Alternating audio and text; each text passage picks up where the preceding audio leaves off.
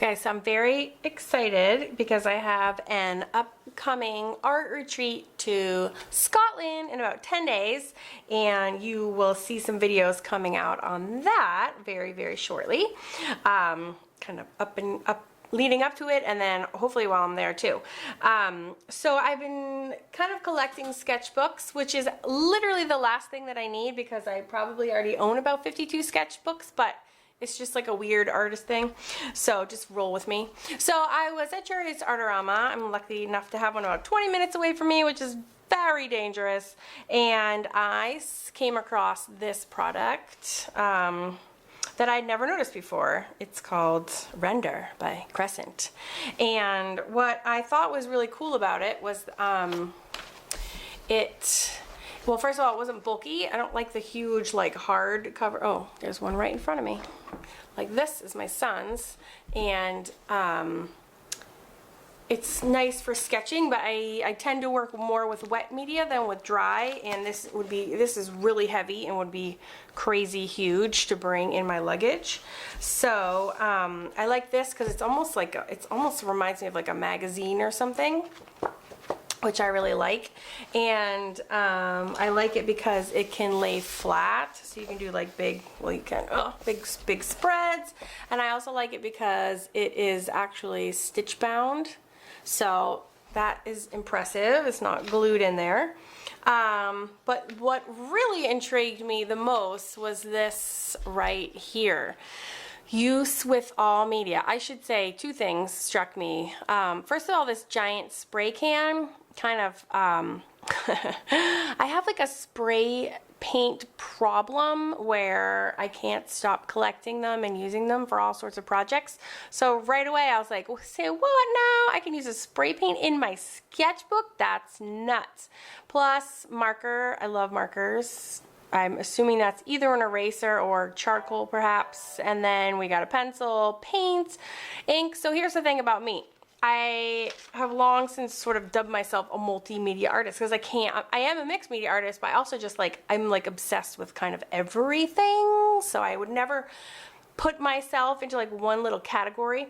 So I am going to put this sucker to the test. The other thing I read on here, which is why I had to buy it, was says media won't bleed through pages. And I'm thinking to myself, I can spray paint in this thing and it's not going to bleed, and use my Copics and whatever I want. So I was like, that's nuts. So I absolutely just snagged it because how could you not? And I wanted to do a little review on it in case you guys are like me and just have a tendency to make a hot mess and use like a billion different things. But also what struck me is that, you know, watercolor paper, which is what I'm used to using because I always do work with so much wet. So here's like a Moleskine watercolor album, another completely unnecessary purchase. Don't tell my husband. But you know, watercolor paper, and actually to me, oh no, this is, I was gonna say this almost feels more like mixed media paper. You know, it's just a lot of, it can be hot press, which is a lot smoother. This is cold press. But anyways, there's just that like thick cottony feel to watercolor paper. Even the cheap stuff feels, you know, not cheap and it's thick. This is like not that thick paper. Oh, my phone. Okay, sorry, I just became popular out of nowhere, which is very unusual. So anyways, I gotta give this a shot, and I'm gonna give it a shot with like everything. So I have like watercolor markers standing by, and some drawing pens and some water brushes, and I also have some Copics and alcohol markers over here, and I have some paint, and then I'm totally starting. I'm gonna like go in order of their media list and see what I have. I'm dying to know. I've been trying to get to this all week and I'm super excited, but first I need to grab a smock because and I can't believe I'm going to spray paint in my studio, which is kind of a big no-no, but I just have to do it. I'm just going to do like a splotch and then I'll turn my camera off and dry it with my hair dryer so I could like turn the page. I'm not going to bore you with all that, but I have got to know if this is like really a thing. So I didn't use a gloss because that takes forever to dry. This is a satin I have a ridiculous spray painting collection, as I think I've mentioned, and I am not joking. But they're just cheap and yum. Okay. Okay, here we go. I'm gonna spray paint the whole front page and see what happens. Because you can't go telling me stuff and then have it not be true. Whew! Make a note. Don't use spray paint in your house. Don't try this at home. All right, so what am I noticing here? This is interesting. Oh, I'm like looking at these dark spot bubbles and then they all just like rapidly started bubbling up. All right, so, oh, that's interesting. Weird, interesting things are going on my paper. Look at this. You guys see that? There's a lot of like popping. All right, so I'm gonna get my glue gun, my heat gun or my hair dryer, and I'm just gonna shoot this and see kind of what happens. And then I'm gonna turn the page. So exciting. Okay, so I just hit that with my heat gun, and I can't believe it, but I resisted the urge to turn the page so that I could do it while you guys were watching. Okay, so it's not 100% dry, it's like 90% dry. But that's another reason I love spray paints, is they dry in like 2 seconds. Okay, so I'm gonna turn the page. Okay, that's ridiculous. That's ridiculous. There's like literally nothing there. That's super cool. All right, this might be my new favorite sketchbook. That is so interesting to me. You know, and then I was thinking, well, if this was watercolor paper, it probably would, you know, like if I turn the page, it would be white too. And I was thinking that while I was using my heat gun. But then I was also thinking, but it would probably affect the paper, right? It would get like warpy as this, you know, seeps into all the pores of the cotton or the whatever cheaper material it is made out of. But that's super cool. Like literally you can't feel anything. It's a little bit heavier, but there's nothing. That's awesome.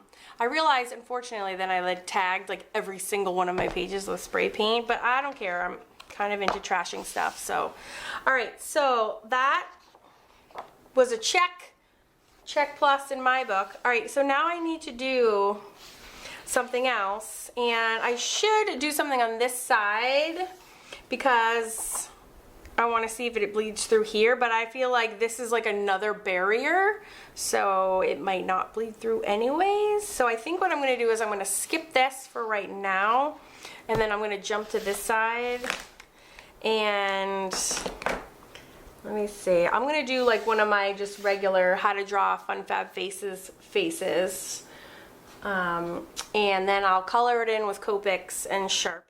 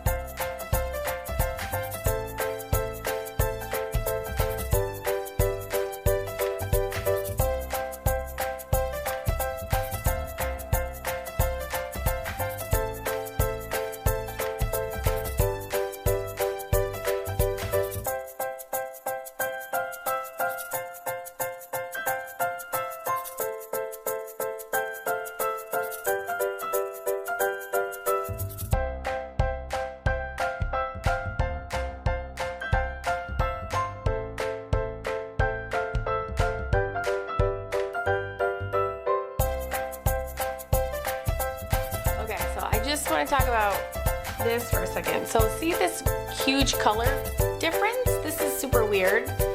It's like the Copic goes on one color, and then when it dries, it actually changes color almost completely.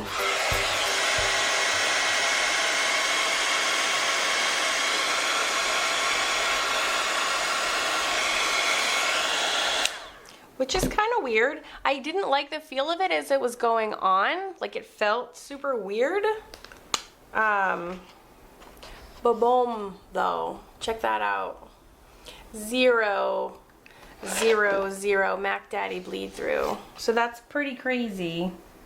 I don't know that I would like use this paper for marker paper, but it's pretty streaky, and the colors I feel like don't know what to do with themselves a little bit.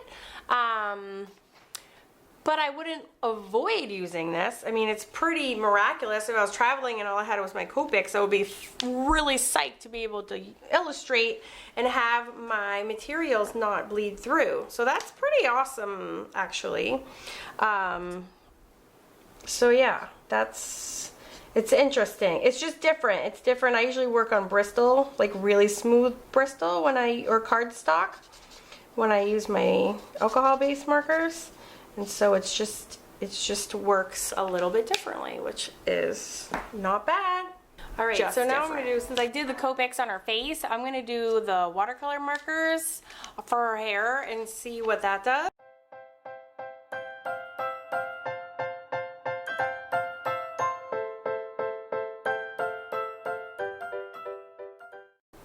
All right, so I'm just getting like a big old watercolor brush, and I'm gonna activate these suckers and see what happens. Now, take that paper. Okay, so interesting. So in the parts that are white of the paper, you can see it's turning like, I don't know how to describe that. Let's just say that the white of the paper is reacting to the water. And it's not really activating my watercolor, actually, which is weird. It's almost like the watercolor markers don't work on this paper. Fascinating, because ordinarily these are super reactive and they are like stuck in the paper and they don't want to move, literally. And then also that paper, okay, so weird things are happening up here. So then the paper too is like getting all dark where it's wet. Okay, not loving that at all, but maybe, I don't know. That's kind of what happened, I think, when the Copics got on there and they turned wet too. It was like, I think that's what was happening. It was like the paper gets dark when water hits it. And my markers are not activating. That's bizarre. So I'll show you what happens. See, they don't move. It's like I drew with a regular marker. If I was using these same colors ew, on my body, let's just do one. I colored that in. Oh, here, like her dress. Amazing orange color. Oh.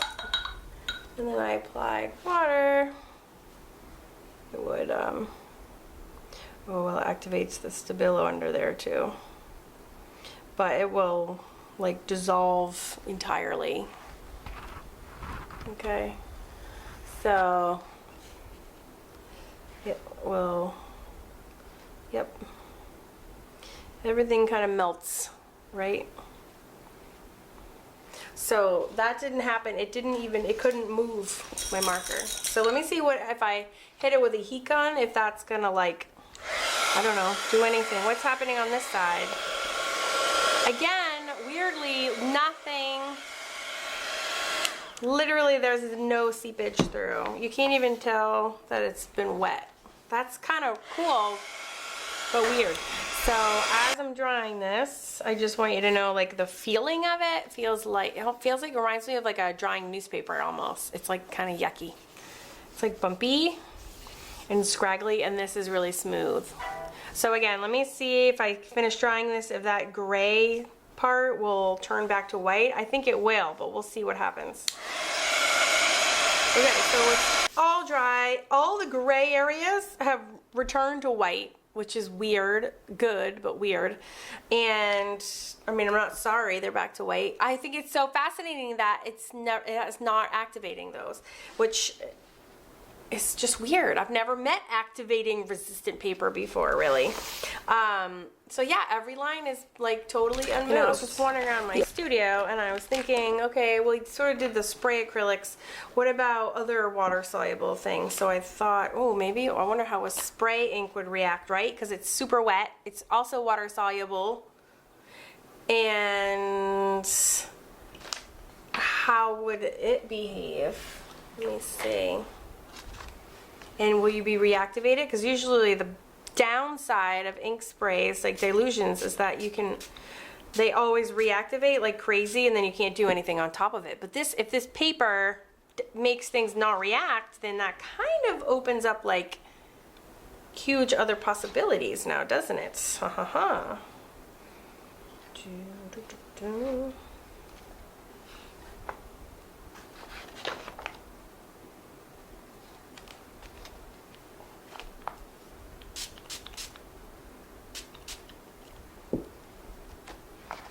Juju.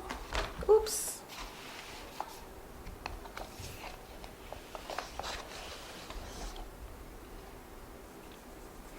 I'm trying not to be serious. This is really just like a product test and not, you know, rocket science. But sometimes it feels like rocket science. I'm just going to do a different color on this side. Since she's got like pink lips. Maybe I have these. I actually hate her hair. I should paint over it. Here's some flowers. Ooh, so fancy. Sort of like gunked up the inside of this. Alright, so that takes very well. Just gets like sucked right in there. Interesting. So yeah, it dries really quickly. Now I'm going to see if I can activate it, because again, people love dilutions because they make the coolest effects, but they hate them because you can't work on top because they keep reactivating over and over and over. So let's see. That's the coolest. They don't activate. They totally don't. Crazy. That's crazy. For my mixed media friends, you'll appreciate how crazy that is. That really is crazy. Yeah, that's a little bit mind-blowing. Because you can paint with these. Okay, well now interesting things are happening. It's sort of like blooming, but it's really not spreading. Again, the paper gets like gray under it, but then when that dries, it should go white again, right?